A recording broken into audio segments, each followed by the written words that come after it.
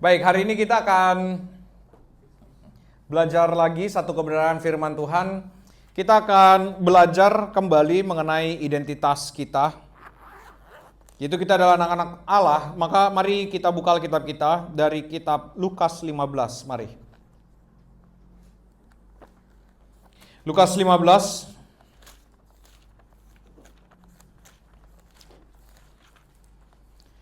ayat 11, kita akan baca sampai kepada ayat yang ke-16. Sekali lagi kita akan baca sampai ke ayat yang ke-16 saja. Kita belum akan menyelesaikan bagian ini. Jadi kita akan baca dari Lukas 15 ayat 11 sampai 16. Perumpamaan tentang anak yang hilang. Saya akan bacakan untuk kita semua. Yesus berkata lagi, ada seorang mempunyai 2 anak laki-laki. Kata yang bungsu kepada ayahnya, "Bapa, berikanlah kepadaku bagian harta milik kita yang menjadi hakku." Lalu ayahnya membagi-bagikan harta kekayaan itu di antara mereka. Beberapa hari kemudian anak bungsu itu menjual seluruh bagiannya itu lalu pergi ke negeri yang jauh. Di sana ia memboroskan harta miliknya itu dengan hidup berfoya-foya. Setelah dihabiskannya semuanya, timbullah bencana kelaparan di dalam negeri itu dan ia pun mulai melarat. Lalu ia pergi dan bekerja pada seorang majikan di negeri itu. Orang itu menyuruhnya ke ladang untuk menjaga babinya. Ini yang akan kita bahas. Sebenarnya kita sudah bahas kemarin ayat 11, 12, 13. Hari ini kita akan mencoba melanjutkan sampai kepada ayat yang ke-14 dan ayat yang ke-15. Tapi sebelumnya saya ingin mengingatkan kepada kita, kenapa sih perumpamaan ini bisa ada gitu ya. Sekali lagi, kenapa perumpamaan ini bisa ada? Itu jawabannya ada di ayat 1. Saya akan bacakan. Para pemungut cukai dan orang-orang berdosa biasanya datang kepada Yesus untuk mendengarkan dia. Maka bersungut-sungutlah orang-orang Farisi dan ahli-ahli Taurat, katanya. Ia menerima orang-orang berdosa dan makan bersama-sama dengan mereka. Lalu ia mengatakan perumpamaan ini kepada mereka. Itu ya. Jadi di sini konteksnya karena ada orang Farisi dan ahli Taurat mengkritik Yesus yang duduk makan bersama dengan orang berdosa. Yang kita tahu kalau sudah duduk makan di dalam tradisi Yahudi, ini bukan cuma duduk makan. Tapi Yesus sedang memperkenalkan dirinya. Jadi kalau duduk makan itu selalu dikaitkan dengan bagaimana Allah mau memperkenalkan dirinya. Dan ternyata Yesus yang katanya yang mereka lihat hidupnya kudus, suci, ternyata dikritik. Kok bisa sih kamu yang kelakuannya kudus, baik, benar, tapi ternyata mau duduk makan sama orang berdosa? Harusnya kamu tidak di situ. Berarti kan ahli Taurat sedang bicara seperti itu. Harusnya kamu tidak duduk makan bersama dengan orang berdosa. Tapi kok kamu mau duduk makan dengan orang berdosa? Kok kamu mau mengenalkan dirimu kepada orang berdosa? Dan itulah yang menjadi perumpamaan ini lahir dari kritikan yang dipikirkan oleh ahli Taurat dan orang Farisi. Bahkan nanti kalau kita mau baca, kalau kita mengerti hal ini baik-baik, Lukas 15 ini nggak berhenti di 15. Lanjut ke 16 nanti. Dan nanti terakhir itu ditutup dengan Lukas 16 itu adalah tentang Lazarus dan orang kaya, neraka, dan sorga. Itu nanti penutupnya. Nah, tapi kita belum bahas ke situ. Kita masih membahas di dalam Lukas 15 ini ayat 11 sampai kepada ayat yang ke-15. Nah, jadi kita harus ngerti temanya bahwa kenapa bisa perumpamaan ini, karena Allah ingin menyatakan belas kasihannya, Allah ingin menyatakan anugerahnya kepada orang-orang berdosa. Sekali lagi, Allah ingin menyatakan belas kasihannya, Allah ingin menyatakan anugerahnya kepada orang berdosa.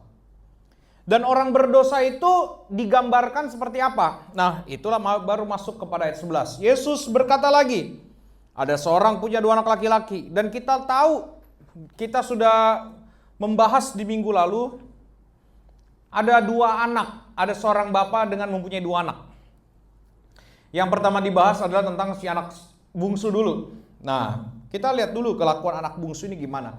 Ternyata kalau kita mau pelajari baik-baik di ayat 12, kata yang bungsu kepada ayahnya, "Bapa, berikanlah kepadaku bagian harta milik kita yang menjadi hakku." Jadi orang ini, si anak bungsu minta harta bagian miliknya untuk dirinya. Jadi dia minta harta harta bagian miliknya yang masih dipegang sama bapaknya. Dan ini menggambarkan apa? Ini adalah kekurang ajaran karena bapaknya itu kan masih hidup. Anaknya kayak minta warisan sama bapaknya.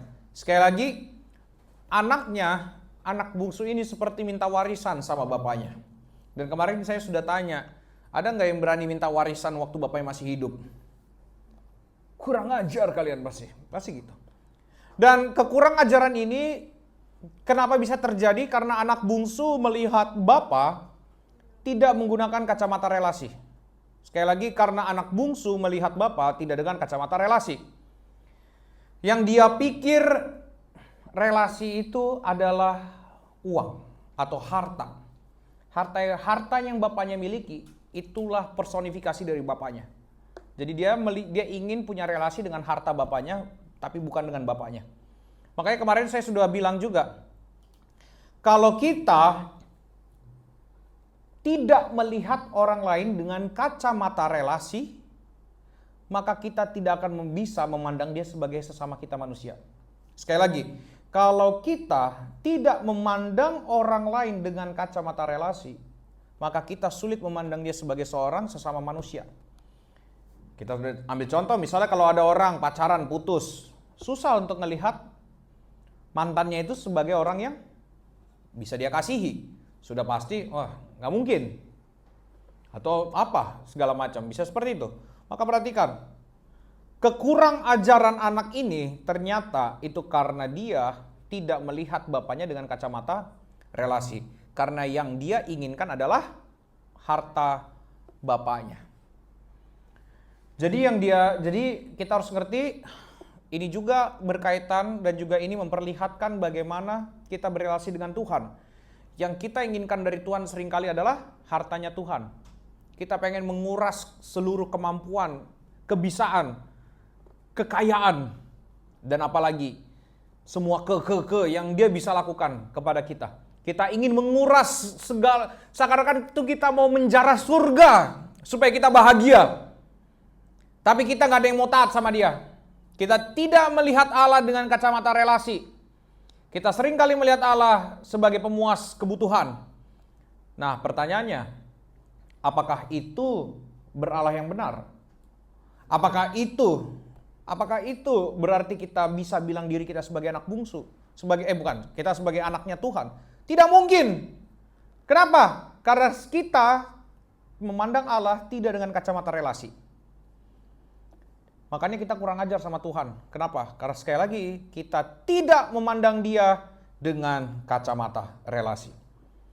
Dan tentu yang kedua, apalagi kita lihat di sini ya, di ayat 12 ayahnya membagi-bagikan harta kekayaan itu di antara mereka.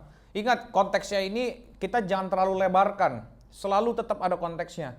Nanti kita akan bilang kalau kita terlalu lebarin semua konteksnya salah satu, nanti kita akan bilang wah bapak ini bodoh sekali. Udah tahu anaknya begitu masih dikasih harta.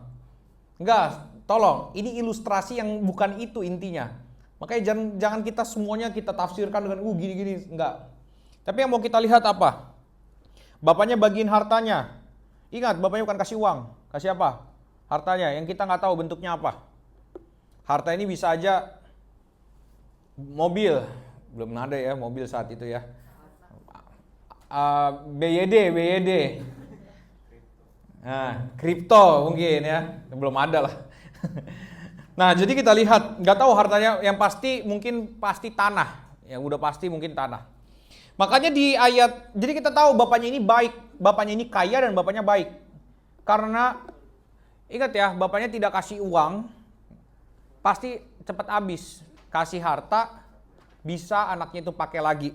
Tapi ayat 13 ngomong apa? Beberapa hari kemudian anak bungsu itu menjual seluruh bagiannya, lalu pergi ke negeri yang jauh. Jadi harta yang sudah dipegang sama dia, itu dijual sama dia. Sekali lagi, dan kita melihat apa yang bisa kita lihat dari bagian ini, kebodohan. Dan kenapa anak ini bisa bodoh? Ternyata kita tahu. Di sana ia memboroskan harta miliknya itu dengan hidup berfoya-foya. Jadi tujuan dia minta harta bapaknya adalah supaya dia hidup foya-foya. Dan kita sudah sama-sama mengerti.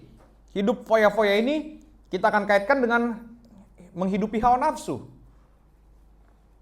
Orang yang berhawa nafsu menginginkan sesuatu, susah untuk respect sama orang lain. Susah untuk sopan kepada orang lain. Itulah makanya anak ini kurang ajar. Tapi orang yang juga berhawa nafsu, dia tidak hanya susah untuk hidup bersama, untuk menganggap orang lain, untuk respect sama orang lain, tapi dia juga susah untuk hidup dengan penuh hikmat. Orang yang berhawa nafsu sulit untuk hidup dengan hikmat. Makanya yang mereka lakukan adalah kebodohan. Lihatlah orang yang dikuasai oleh nafsunya. Bukankah bodoh? Coba pikirkan kalau kita belanja, apalagi kemarin 99, wah murah semua diskon. Ya semua diskon uangnya cuma segitu. Belilah, wah nanti siapa tahu berguna. Siapa yang tahu? Kalau Anda aja nggak tahu, siapa yang tahu itu bisa berguna? Jadi siapa? Nggak tahu. Bahkan yang beli pun nggak tahu itu bisa berguna apa enggak. Jadi perhatikan ini baik-baik. Yang orang yang dikuasai hawa nafsu, selain dia bisa kurang ajar, dia juga bodoh. Itu yang harus kita pikirkan. Nah, kita akan langsung masuk ke bagian berikutnya. Anak ini ternyata menjual hartanya supaya apa? Bisa hidup foya-foya atau memuaskan hawa nafsunya. Sekali lagi bisa hidup foya-foya atau dalam arti memuaskan hawa nafsunya. Dan kalau kita mengaitkan hawa nafsu, kita akan kaitkan dengan apa? Kita akan mengaitkan hawa nafsu dengan kesenangan atau kebahagiaan. Sekali lagi, kenapa hawa nafsu itu kita ingin tuntaskan? Karena kita ingin bahagia atau kita ingin senang. Dan masalahnya adalah di sini. Perhatikan ayat Lukas 15 ayat yang ke-14. 13 dan 14 saya akan bacakan. Beberapa hari kemudian anak bungsu itu menjual seluruh bagiannya itu lalu pergi ke negeri yang jauh. Di sana ia memboroskan harta miliknya itu dengan hidup berfoya-foya. Ayat 14. Setelah apa? Setelah apa? Dihabiskannya apa? Semua. Pertanyaannya begini. Ini sebelum masuk pertanyaan. Ini kan setelah dihabiskannya semua, apa yang timbul? Timbullah bencana kelaparan dan ia pun mulai melarat. Di sini ada 3 hal yang akan kita lihat. Ada 3 hal. Ada 2 hal yang terjadi dan ada 1 akibat. Sekali lagi ada 2 hal yang terjadi di dalam teks ini dan ada 1 akibatnya. Hal yang pertama adalah hartanya habis. Hal yang kedua, bencana kelaparan. Akibatnya melarat. Hal yang pertama, hartanya habis, ini saya mau mengaitkan dengan segala sesuatu yang ada di dalam dirinya. Bencana kelaparan itu sesuatu yang ada di luar dirinya, dan melarat itu akibatnya. Nah, saya akan mengajak kita sama-sama berpikir gini. Tadi kan dia punya harta bapaknya dikasih sama dia. Terus dia jual, dia hidup foya-foya. Sekarang hartanya habis. Sekarang saya mau tanya, itu bicara tentang apa? Tadi hartanya banyak, sekarang hartanya habis. Itu bicara tentang apa? Ketidakkekalan. Hartanya tidak kekal. Oke? Dia ingin foya-foya, tujuannya apa? Menghentaskan hawa nafsunya demi kebahagiaan, kesenangan.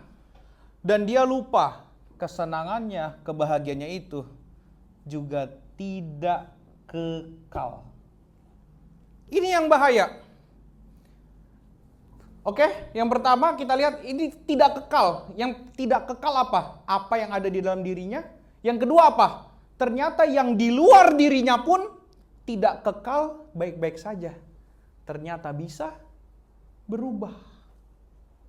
Jadi yang baik yang ada di dalam diri maupun yang ada di luar diri itu bisa bertambah dan bisa berkurang. Saya mau bilang, kalau sesuatu bisa bertambah, itu pasti bisa berkurang. Uang bisa bertambah di rekening kita, pasti bisa berkurang. Kita mendapatkan kesenangan dari orang lain, bisa bertambah, bisa berkurang. Kita mendapat kesenangan dari ilmu-ilmu yang kita tahu, bisa bertambah, kesenangan itu bisa berkurang, bisa. Jadi apa yang kekal, yang dimiliki manusia untuk manusia bahagia? Dari hawa nafsunya. Ini yang harus kita sama-sama mengerti, bahwa ada ketidakkekalan dari hawa nafsu yang diperjuangkan. Sekali lagi, ada ketidakkekalan dari hawa nafsu yang diperjuangkan. Bahaya. Dan inilah tipuan dosa. Dosa itu membuat seakan-akan yang kekal adalah bahagia dari hawa nafsu. Padahal kenyataannya tidak. Kita lihat dulu dari yang pertama ini ya. Setelah dihabiskannya semuanya. Nah, dia berpikir dengan dia punya uang, terus dia bisa foya-foya, dia pikir dia akan punya uang terus. Oh, ternyata tidak. Uangnya juga bisa habis. Dan dia pikir kebahagiaan yang dihasilkan dari berfoya-foya itu akan kekal. Nah, saya mau memberikan sebuah cerita. Ini adalah penggambaran tentang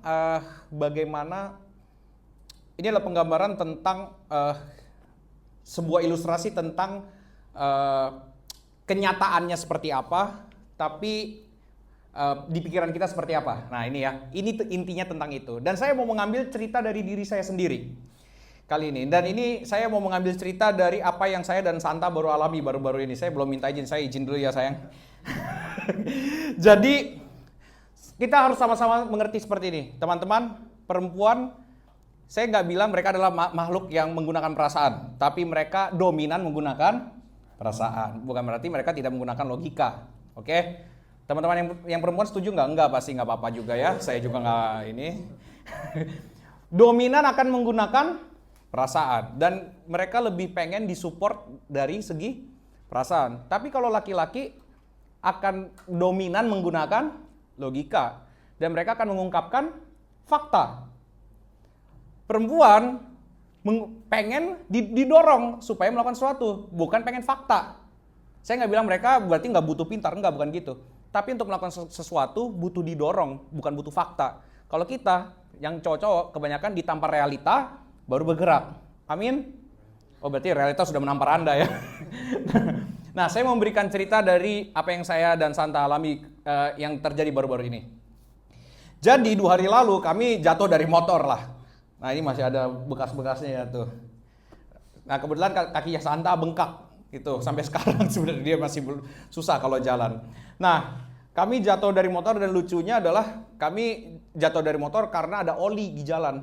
Dan yang lebih lucunya lagi bisa ada oli di Green Lake gitu loh. Kalau ini di Cipondo gitu, ya nggak apa-apa wajar karena truk lewat mulu. Tapi ini di Green Lake gitu. Kami lagi mau putar balik, ini nggak lagi kenceng ya posisinya. Kami mau putar balik, pas di putaran balik inilah ada banyak oli jatuh. Terus akhirnya, kan kalau putar balik kan naik motor kita sambil ngerem-ngerem kan. Ternyata pas ngerem kepleset. Terus akhirnya kami jatuh sampai keseret gitulah, intinya gitu.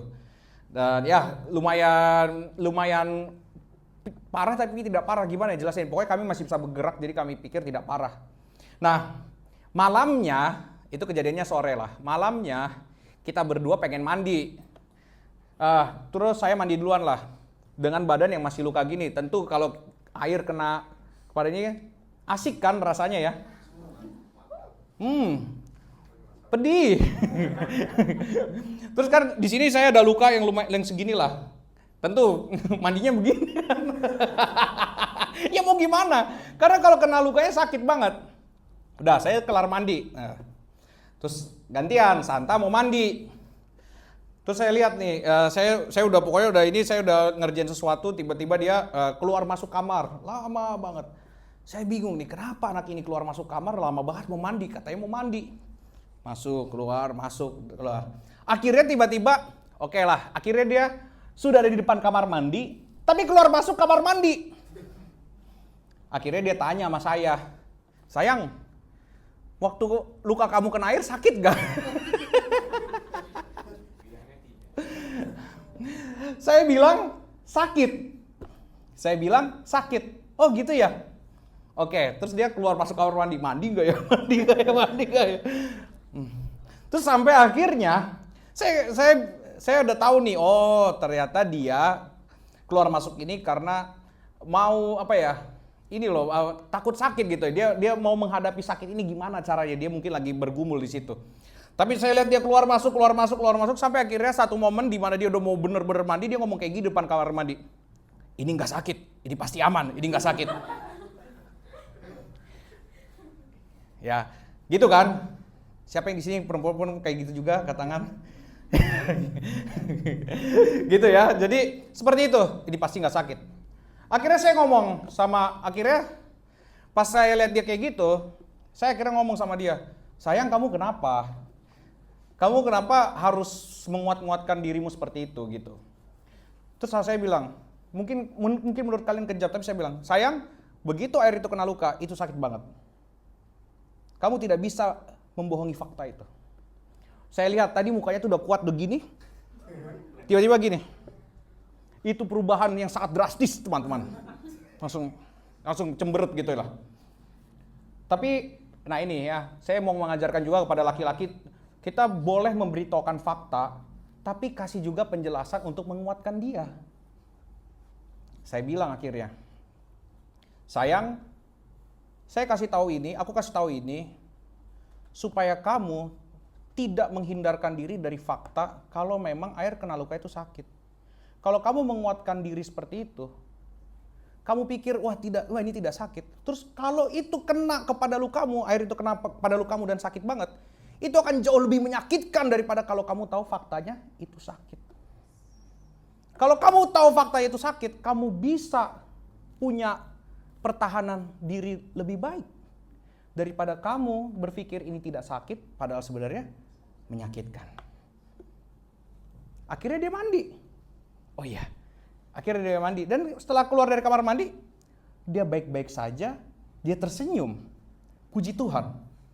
Nah, jadi itu ya teman-teman. Tolong ya Jeb ya.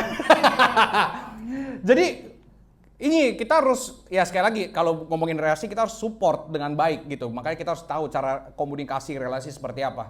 Tapi yang mau saya bilang, dari contoh ini apa yang mau saya katakan? Gini teman-teman, kadang-kadang dosa itu kayak gitu. Dosa itu membuat kita berpikir di awal itu semua fine-fine aja. Itu semua baik-baik saja. Itu semua tidak masalah, itu semua happy, itu semua ini bukanlah hal yang buruk-buruk banget. Tapi faktanya ketika anak bungsu ini melakukan dosa, dia menjual harta bapaknya tanpa memperhitungkan segala sesuatunya, tanpa ada hikmat, apa yang terjadi? Habislah hartanya. Dan ketika hartanya habis, apa yang terjadi? Dia tidak sanggup menghadapi bencana kelaparan. Dan akhirnya dia mengalami apa? Kemelaratan. Jadi kita harus ngerti, dosa seringkali mau mengaburkan fakta yang harus kita terima. Misal, kalau ada orang yang mau mencuri atau gini, bukan mencuri, kalau mencuri terlalu ini ya susah ya. Misalnya mau sakit hati sama orang lain. Kalau ada orang yang sakit hati sama orang lain, ya. Terus, saya harus balas sakit hati ini dengan cara apa? Oke, saya omongin lagi. Saya balas supaya sakit hati saya lega. Ketika sakit hatinya lega, bukankah Anda sedang membuat diri Anda tidak seperti anak-anak yang membawa damai? Dan Anda mau mengaburkan fakta. Kalau Anda membalas sakit hati itu, Anda juga sama bodohnya dengan dia. Ini yang kadang-kadang kita tidak pikirkan baik-baik. Kalau kita melakukan dosa, ternyata dosa itu efeknya hanya sebentar memberi kesenangan, tapi setelah itu fakta yang harus kita alami adalah kehancuran yang bertubi-tubi. Itu yang dari dalam. Sekali lagi, itu yang dari dalam. Dan ingat baik-baik, harta yang dimiliki anak ini bisa habis. Tapi ketidakkekalan itu bukan cuma harta. Yang bagian kedua, di ayat 14, timbullah bencana kelaparan. Situasi bisa berubah. Waktu saya merenungkan bagian ini ya, tentang bencana kelaparan ini, saya mengingat gitu ya, kepada bapaknya. Bapaknya ini kasih harta supaya anaknya bisa menghadapi bencana kelaparan. Dan saya langsung merefleksikan ini kepada Bapa yang di surga. Bapa yang di surga memberikan kita segala sesuatu yang baik supaya kita juga bisa menghadapi bencana kelaparan di dalam hidup kita juga. Engkau tahu Bapamu yang di surga memberi hikmat? Engkau tahu akal budi yang diberikan Bapamu di surga itu berguna untuk kita menghadapi situasi yang sulit? Engkau tahu firman-Nya juga diberikan supaya kita bisa menghadapi bencana kelaparan? Supaya kita tetap berpegang kepada Dia? Engkau tahu ini? Jadi Bapa di surga telah memberikan apa yang baik supaya kita bisa bertahan dari gejolak yang terjadi di tengah-tengah dunia ini. Ingat, gejolak yang terjadi di tengah-tengah dunia ini akan menimbulkan kemelaratan. Dan Bapamu di surga memberi yang baik supaya apa? Ketika ini terjadi, engkau tidak harus mengalami ini. Bapamu yang di surga sudah memberikan apa yang baik, yang cukup untuk kita hidup sebaik mungkin di tengah dunia ini. Untuk menghadapi ini supaya ini tidak harus kita alami. Tapi apa? Seperti anak itu yang menjual hartanya demi apa? Kesenangan. Kita pun menjual apa yang Bapa di surga berikan kepada kita, kepada kebahagiaan kita. Akhirnya apa? Demi bahagia, akhirnya faktanya kita jadi melarat karena kita tidak sanggup menghadapi dunia ini. Kita hidup di dunia yang terus berubah. Keadaan dunia ini tidak kekal. Ingat, semua yang terjadi di tengah-tengah dunia ini, termasuk dengan siapapun, tidak ada yang kekal bahagia. Karena dunia ini terus berubah. Dan ingat tapi, Bapamu yang di surga telah memberikan apa yang baik supaya kita tidak masuk ke sini. Tapi kita menjualnya demi kebahagiaan, akhirnya kita harus masuk ke sini. Kita menyadari ini enggak? Dan kalau kita mau kaitkan, tadi yang hal pertama ini kan, hartanya habis, yang ada di dalam diri bisa habis. Yang kedua, situasi bisa berubah. Akibatnya apa? Kemelaratan. Dan sadar apa tidak? Kalau kita lihat di ayat 13, coba lihat ayat 13 di bagian terakhir. Di sana ia memboroskan harta miliknya itu dengan hidup berfoya-foya. Kita bilang hidup berfoya-foya ini adalah untuk menuntaskan hawa nafsunya demi bahagia. Oke? Demi bahagia mengentaskan hawa nafsunya. Teman-teman, orang ini, anak bungsu ini berfoya-foya dan dia akhirnya bahagia. Tapi ternyata kebahagiaannya juga tidak kekal. Kebahagiaannya akhirnya masuk kemana? Next. Kebahagiaannya masuk ke sini. Jadi bahagia dari hawa nafsu pada akhirnya akan ke melarat. Itulah makanya orang yang terus mau berbuat dosa, jiwanya, dan awalnya terjadi karena apa? Kita harus balik lagi ke ayat 11-12. Terjadi karena apa? Relasi dengan Bapa yang tidak dilihat dengan baik. Ingat, anak bungsu ini tidak melihat bapaknya dengan kacamata relasi. Sehingga yang terjadi apa? Dia hidup seenaknya, dia hidup semaunya, dia hidup hanya untuk hawa nafsunya. Dan akhirnya, karena dia lebih memilih pisah daripada bapaknya, melaratlah hidupnya. Jadi kita harus menyadari dari cerita anak bungsu ini, kemelaratan hidup terjadi bukan karena Anda miskin. Bukan. Ada nggak orang miskin tapi taat sama Tuhan? Dan Tuhan bilang hidup mereka lebih bahagia daripada orang yang kaya. Ada nggak? Jadi makanya kemelaratan hidup bukan karena orang itu miskin. Tapi karena apa? Terpisah dari Allah. Ini penggambaran yang luar biasa. Inilah kita semua orang berdosa. Terpisah dari Allah. Karena kita lebih mementingkan hawa nafsu kita. Tapi tidak sampai di situ. Tidak sampai di situ. Jadi kita lihat di sini ya, ada kemelaratan. Jadi kalau kita mau bikin skemanya tentang anak bungsu ini mungkin bisa dijadikan review Sunday Notes ya, salah satu poinnya. Jadi kalau kita bikin skema dari hawa bungsu ini yang pertama adalah hawa nafsu. Oke? Hawa nafsu. Setelah hawa nafsu apa? Kebodohan. Setelah kebodohan apa? Kemelaratan. Saya suka dengan yang namanya pola-pola. Jadi kalau saya baca sesuatu, saya pengen cari polanya. Gitu, kalau baca sesuatu. Kenapa? Kalau ada polanya gampang, kita tuh mau ngapainnya gampang. Jadi kalau kita lihat pola dari cerita anak bungsu ini yang pertama apa? Hawa nafsu. Setelah hawa nafsu apa? Kebodohan. Termasuk kekurang ajaran, ketidaksopanan itu kepada bapaknya yang dia minta warisan waktu bapaknya masih hidup. Itu masuk ke kebodohan. Setelah kebodohan apa? Kemelaratan. Tapi setelah kemelaratan apa? Ini dia yang menarik. Lanjut ke ayat 14-15. Setelah dihabiskan semuanya, timbullah bencana kelaparan di dalam negeri itu dan ia pun mulai melarat. 15. Lalu ia pergi dan bekerja pada seorang majikan di negeri itu. Orang itu menyuruhnya ke ladang untuk menjaga babinya. Babi ini kaitannya dengan apa? Kita harus masukkan jangan dalam konteks Indonesia terutama, apalagi konteks budaya Batak, Bali, Cina, Manado. Binatang, kalau kata teman saya ini adalah binatang yang memuji Tuhan. Astaga. Siapa yang bisa menahan, yang bisa menolak babi itu siapa gitu?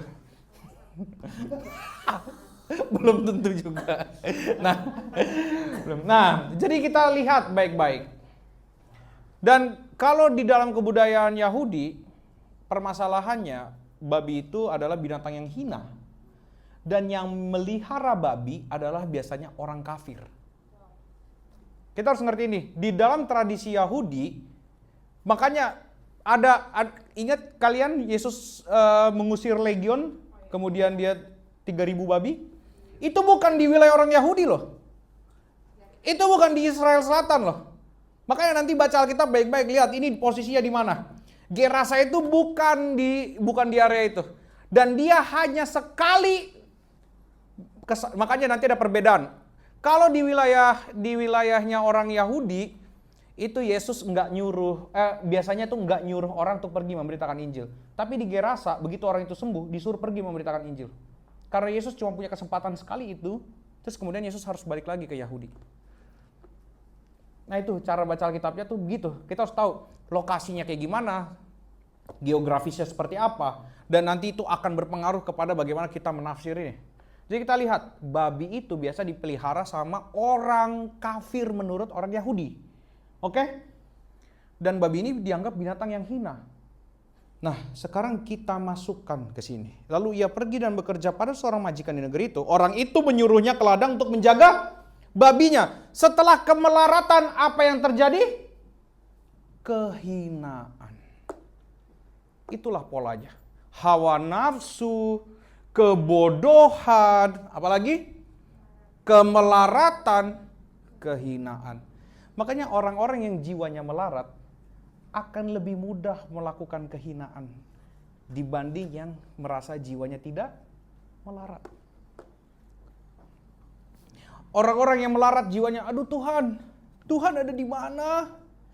Atau dia mungkin merasa, misalnya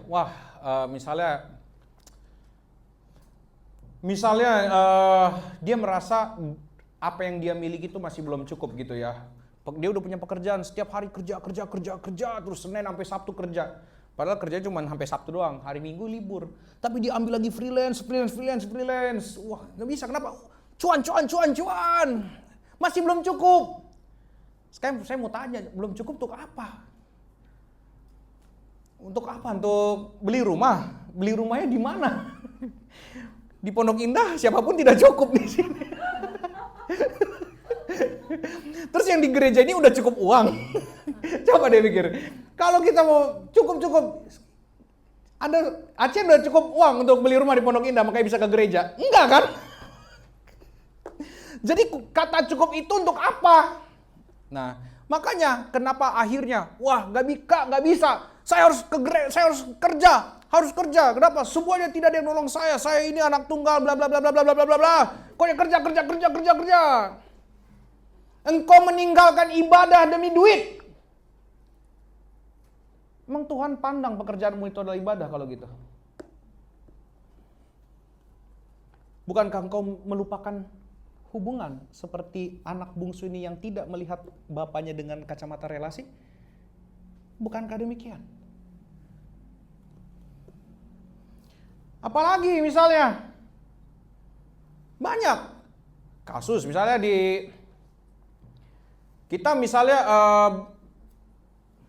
kalau orang-orang yang mungkin punya pekerjaan-pekerjaan yang berkaitan dengan seksualitas misalnya kayak gitu.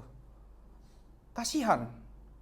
Kenapa? Karena tidak ada jalan kemelaratan jiwanya. Sampai akhirnya harus melakukan yang kehinaan. Mereka butuh apa? Ya memang mereka butuh duit.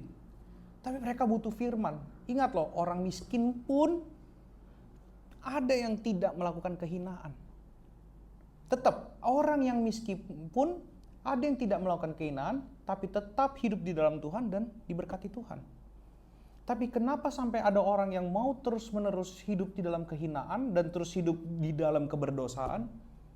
Karena mereka merasa jiwa mereka melarat. Kenapa mereka jiwanya melarat? Karena mereka tidak mengerti bahwa hubungan mereka dengan Allah di surga sudah putus. Dan bagaimana mau menyadarkannya?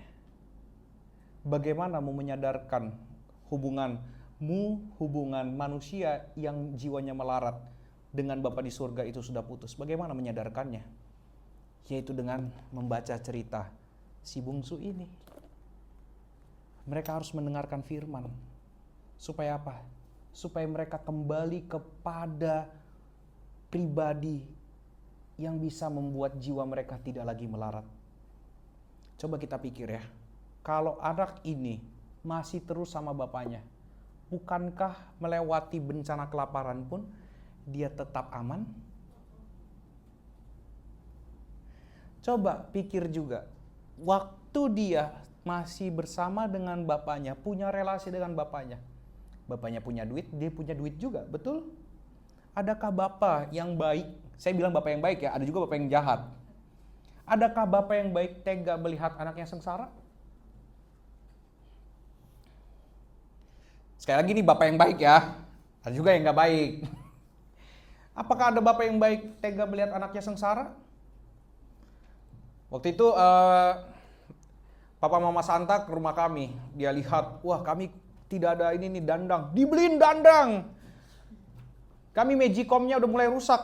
Rusaknya apa? Jadi tutup magicomnya itu nganga mulu. Jadi lagi masak nih, kebuka dia. Jadi pernah kami satu kali kayak gitu, nasinya kering semua. Akhirnya kita makan kerupuk kok makan nasi nih. Dan waktu itu Mami datang. Ketika datang apa yang dia lakukan?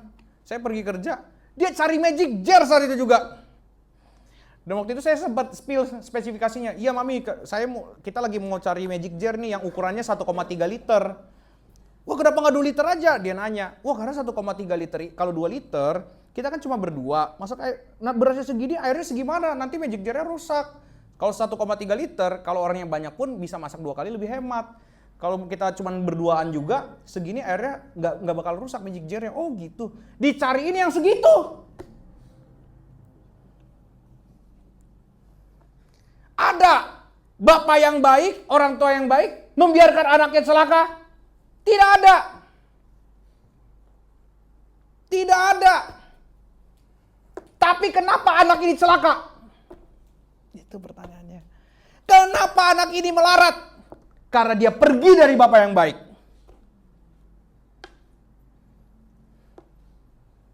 dia pergi dari bapaknya.